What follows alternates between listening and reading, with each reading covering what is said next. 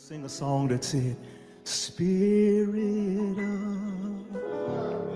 of the living God,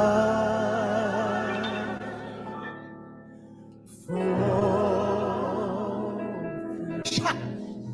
on me. Well, we are in the studio with one of the premier worship leaders, singers, gospel industry today, none other than Micah Lee. God bless you, Micah. Hey, Bishop, how's it going? Bishop, don't give me any accolades like that. You know, I'm just me. I'm in the studio with the Bishop, Dr. Leonard Scott. That's who I'm here with. So I'm a fan. I'm excited to be here with you, Bishop. And you know what? Before we even get started, I just always want to, give you your flowers. I really appreciate you for your great contribution to gospel music, and beyond any of that, I appreciate the relationship that I have with you. I really appreciate you for taking someone young like myself and even nurturing and furthering things with me. So I appreciate you, Bishop. I really do. Well, man, I appreciate you. A lot of times young people don't want to have anything to do with old folk, like. And so I just appreciate you hanging out, with the seniors. And well, we appreciate you. That's what these young folks don't know. This is where you glean. This is where you learn. You learn, and you take some of that stuff with you. And I'm appreciative for everything that I've been gleaning from you over the past few years. It has really helped me even further my own journey and my own career. So yeah, wow. Let's talk, Bishop. All right, looks like we have a mutual admiration society here. So praise God, hallelujah. Listen, tell me something about your journey. Where did you start in music? Okay, so musically, let's talk about that. So I had, and I have to speak her name. I had my grandmother. She's gone home to be with the Lord. Mother Helen Clara Lee. When you're up there, you got to say all three names. Helen Clara Lee. But my grandmother, we had a group. And I did not want to be a part of the group at all. It was I like to play sports. So I was like, let's have fun. But it was my cousin, my older sister, and myself. Now, I was not the lead singer. This is the funny part about it. They led the songs. I just kind of filled in the middle. But if you ask either one of them to sing a song right now, Bishop, you'll be like, no. God bless you. So it started there, and she would teach. When she really noticed the gifting,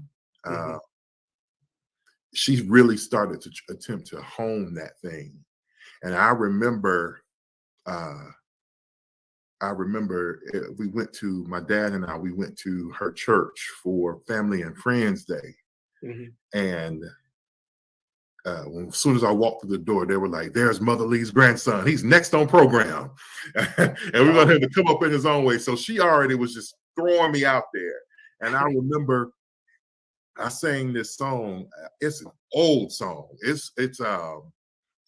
My parents had a cassette tape that we used to listen to on road trips. This tells you how far back this was. We used to listen to it on road trip. And there was this song called Life is a Ball Game. I don't remember where that song came from. Life is a ball game being played each day.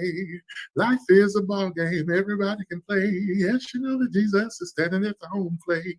He's waiting for you there. Life is a ball game, but you got to play it fair. I remember I sang that song that day, and I couldn't sing as well as I can now.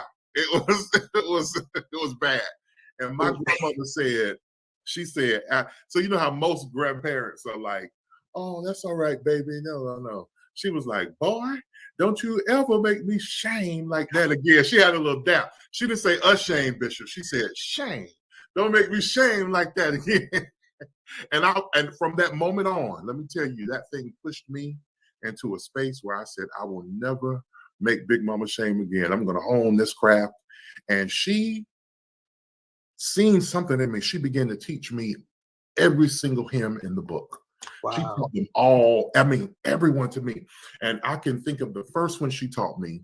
And I remember when we were talking the other day about some of them old ones people don't really sing anymore. There was one, the very first one she taught me was, I believe in a hill called Mount Calvary. I believe that whatever the cost, and when time has surrendered and earth is no more, I'll still cling to that old rugged cross. That was the very first song she taught me. The very first one. Then she taught me, I remember these songs, and then she taught me one of my favorites still, they that wait upon the Lord shall renew their strength. They shall mount up with wings like an eagle. They shall run and not get weary. They shall walk and not faint. Teach me, Lord. Teach me, Lord, to wait. I remember them things like it was you bring back memories. It was, yeah. And those kind of songs, and I remember, and I'm thinking as we talk about it, I'm thinking about all these songs. People don't sing a lot of these songs anymore. Right. And she sung one of the next ones. It was Easter time, so you had to have your hymn for Easter.